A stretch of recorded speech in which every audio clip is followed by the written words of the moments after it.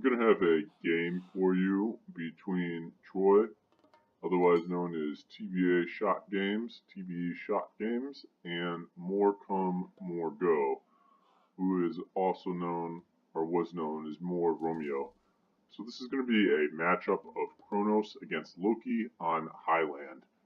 Now, this should be a really interesting map for these two to fight, just because there can be a lot of dynamic mind gaming in terms of trying to figure out where your opponent's docks are and deconning or hiding the dock, or choosing to rush versus choosing to rush your opponent or whatnot.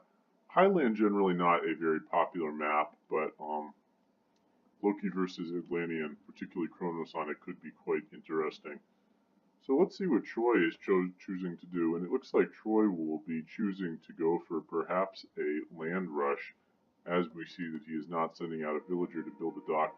However, Romeo, in contrast, is sending an Ulfsark to build a dock, and he has docked at the larger pool of water, so very nice done by him. You know, fortunate to dock at the right pool. And immediately, Troy's oracles are moving into position, so it will definitely be a rush, boys and girls. So Romeo will be up later with a much stronger economy, but Troy will be up early and able to pressure this gold mine of Romeo's, which is, to put it mildly, abysmally bad. That is not a good gold mine at all, particularly against Kronos. Romeo has put his house over here, so at least it won't be immediately killed. Romeo does see one oracle here, so he must know there's some sort of a rush coming in.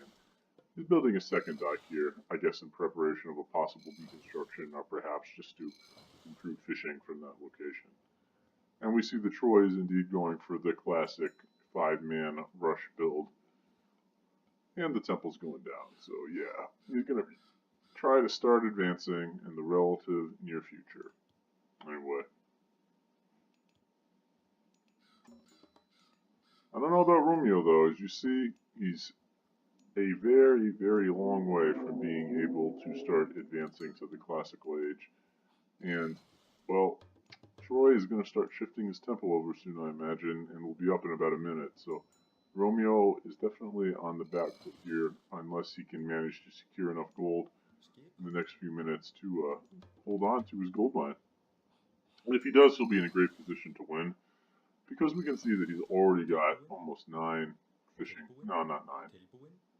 He's got 6 fishing ships out, so that's pretty good. And he will be fishing out this water relatively shortly, giving him a huge boost in food income.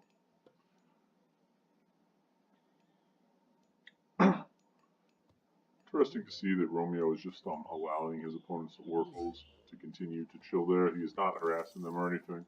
He's going more for the economy. Oh, now he comes. He is coming for a little bit of an attack on it with a villager. But just a stab or two, and the villager backs off and goes right back to wood. So Romeo does not want to impair his economy in this situation, and his Ulfsark will be going forward. So perhaps he is thinking about a forward temple of his own to sort of counter the Kronos play. That would be really funny if it happened. Kronos temple coming down, and within a second or two, Troy will be advancing.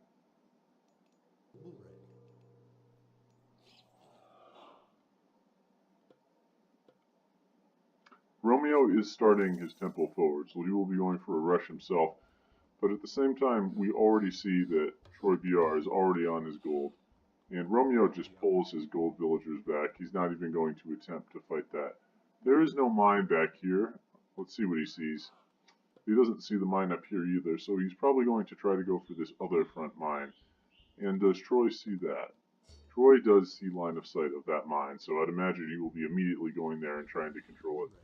And yes, little do we know, he's on the way, pretty much what's expected, but Romeo sort of senses that coming. He's like, alright, I'm just going to keep going. And Romeo is able to sneak these gold villagers past Troy, and he will be going for this mine over here by his house.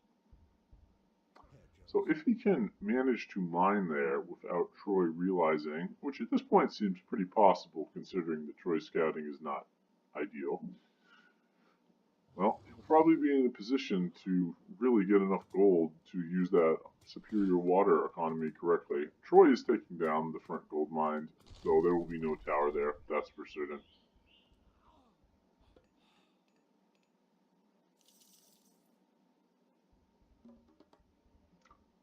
Romeo is going up with good old Heimdall.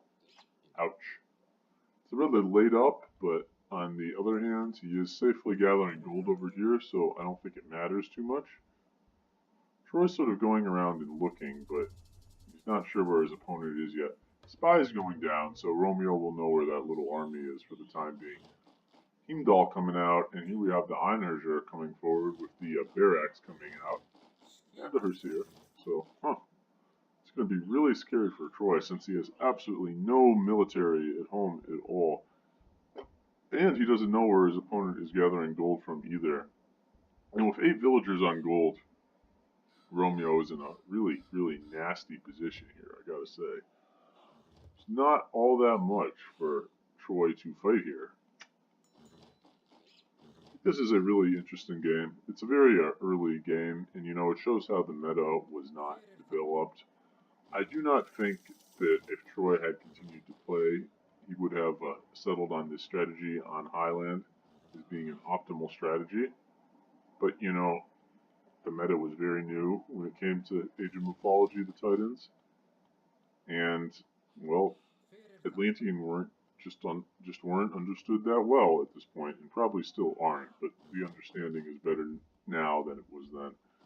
So we do see him coming back here. I guess he's looking for a mine, but there is no mine because Romeo has snuck. And this army from Romeo is starting to get scary. If it gets much bigger, he will be able to just move in here and punch down the town center, because he does have undermine. But Troy has sort of figured out that something's up, as we see. His tower has spotted that longhouse, and as a result, we're seeing the waypoint switching to here. So he will be getting some Romillo out. His economy's finally starting to gear up a little bit. So Romillo are starting to be an option now. And he is at least preventing Romeo from hunting in the front here. And it seems that he's now going to continue to search back and try to find out where his opponent is gathering gold. However, this army is large, and 3 Romillo are probably not going to be enough to stop the play. Sensing this, Troy is constructing another counter barracks. He is housed right now. Romeo trying to sneak his hunters forward, but he'll just be pushed back immediately. And that is a big-ass army. So I feel like he can just move in here and take the game. And yes, that's exactly what he's trying to do. He's going to try to take the town center on the back of the Einherjar. And these few units will come out, but if Romeo remicros his units as he's doing now, they won't last too long. Throwing Axemen, although not a great unit, are pretty good against just mostly Romillo. And so yeah, Troy trying to Valor to take down that Einherjar, and he will, but as we see, his town center is just too low to be kept in the game. So yeah. Troy's army is back over here, and it totally would have been enough to counter this push, but it was not in the right place. So that is just leaving Troy in a really nasty position, despite Romeo being virtually the same top. Now Romeo is basically doing the same, but he has the town center, so wow. That was a strange game. Really strange. I'd imagine that Troy will be resigning soon because, like, what can he really do at this point? He's just getting hammered by the Loki Herseer, who are just queuing up favor for those 3 spawns. So very, very weird game, and I think the only this type of game, like, it can only happen in a very underdeveloped AOT meta, you know? I could not see this happening today, or even after AOT had been out for 2 years or so.